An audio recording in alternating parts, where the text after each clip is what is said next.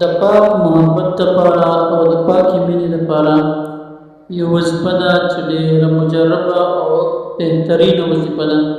په دې سکرین په تاسو ته ښکارېږي چې یا ودودو او یا لطیفو وظیفه ده.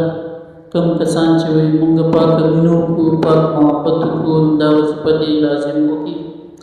د وظیفې طریقې کار دا دی چې دې به اول 11 کرته دا وظیفه وکړي او بیا به د هغې نه وروسته 11 د مرچ دانې راواخلي، په هغې باندې به چوف کړي او د هغې د چوف کولو نه وروسته به بیا هغه دانې وسوځي.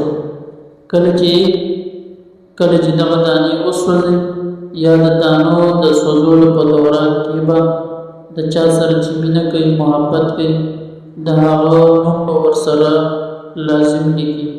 انشاءالله د هغې نه وروسته به د دې وظیفې کمال تاسو وګورئ چې دا څنګه اثر کوي او څنګه چې کوم دی هغه انسان ځان طرف ته راپني.